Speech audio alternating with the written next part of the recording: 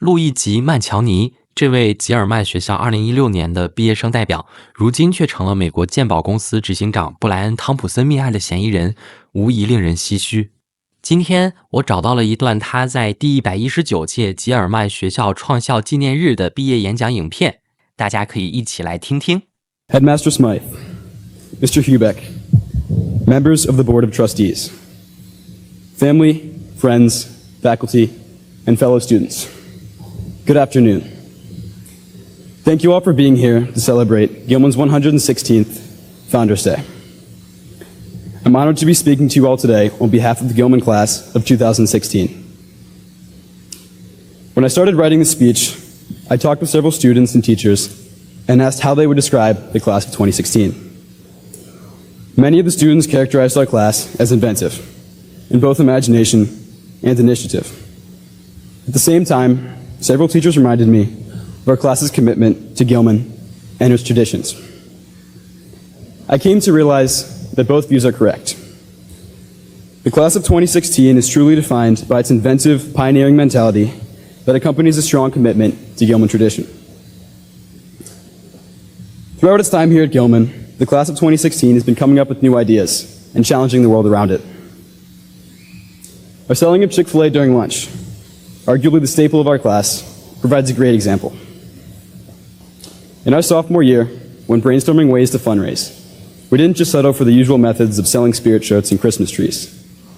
In addition to this, we did what seemed impossible given the tight schedule of the school day and began shuttling dozens of Chick-fil-A sandwiches to Gilman between assembly and lunch. Soon, we were selling over 100 Chick-fil-A sandwiches each day, in what became likely one of the most successful class fundraisers in Gilman's history. But our ability to come up with new ideas didn't start then. I've noticed it as long as I've been here, even in my very first year as a sixth grader.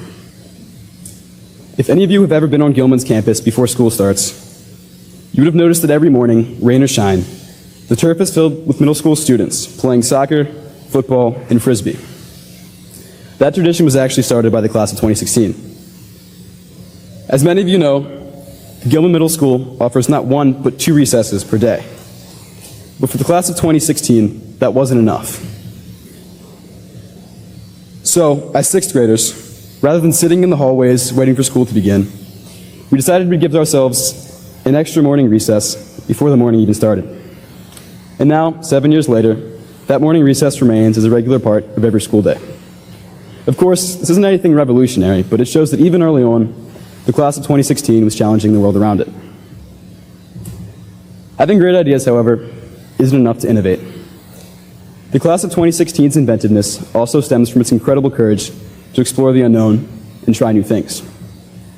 Just look at a few highlights from our senior year.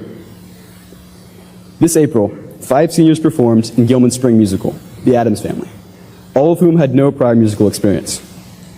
3 seniors, Jeremy Booth, Gus Meny, and Jake Goodwin, lended lead roles, while Tommy Morey and Chris Wolf helped put on the show that I doubt any of us will forget.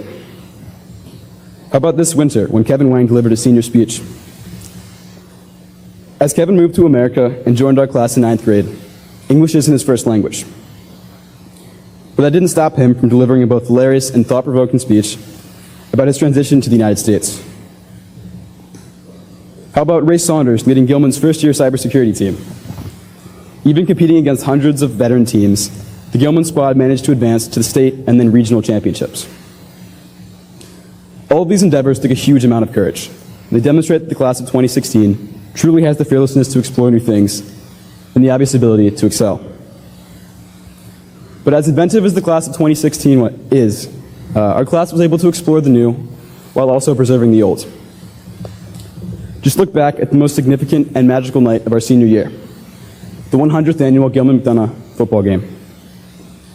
After hundreds of hours of preparation, our seniors led the Gilman team to victory. Competing in the second oldest football rivalry in the state of Maryland, however, they represented not just this year's team, but Gilman as an institution and all the alumni that preceded them. So the class of 2016 not only explored new frontiers, but also maintained Gilman's most important traditions.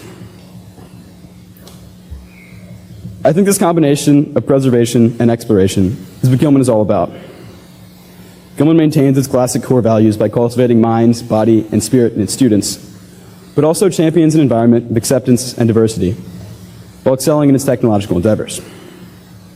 This fusion is such a strong part of Gilman, it's even evident in its physical geography. Just look to the construction outside Gilman, or outside. Gilman is actively rebuilding itself, but its brand new fields sit next to classic buildings like Cary Hall. Further, these new constructions, for example, Sotier Stadium, bear with them Gilman's rich history in their names. So it's no surprise that the class of 2016 picked up this ability to explore both new and old.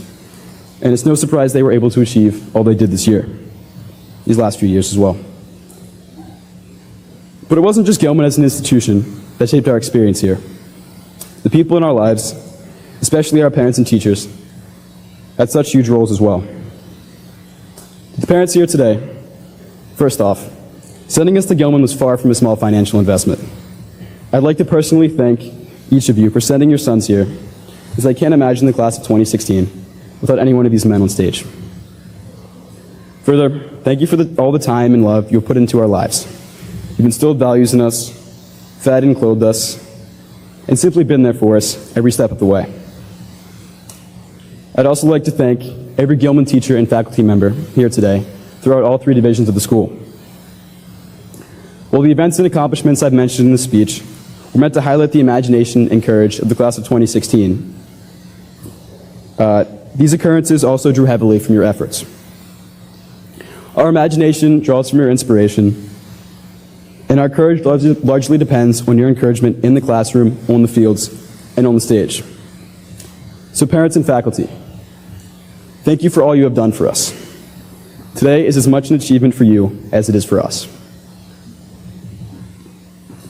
As I conclude my speech, I have to remember that a valedictory, by definition, is a farewell. We seniors have been hiding from it all year, and I've even been avoiding it in my speech. But now it's time to face the truth. Our time as Gilman students has come to an end. It seems like just yesterday that we were freshmen, having tie wars and playing computer games in CT20, but now we're moving on. Just like we've done these past few years, we'll be exploring the unknown, whether that be attending colleges across the country, traveling the world during gap years, or fulfilling military service in foreign countries. As we embrace the new, however, we won't forget the old. Our friendships, values, and memories from Gilman will always stay with us. So, to the class of 2016, a kind of class that only comes around once every 50 years. It's been an incredible journey, and I simply can't imagine the last few years with any other group of guys. Thank you.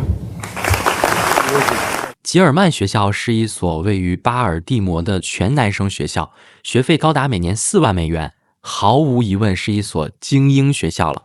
从这所学校毕业时，曼乔尼表示，他计划到宾夕法尼亚大学学习人工智能。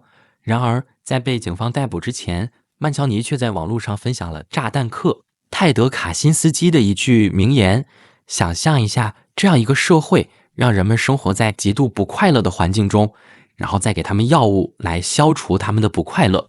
到底是什么让这样一个曾经壮志凌云的年轻人沦落为嗜血杀人魔的呢？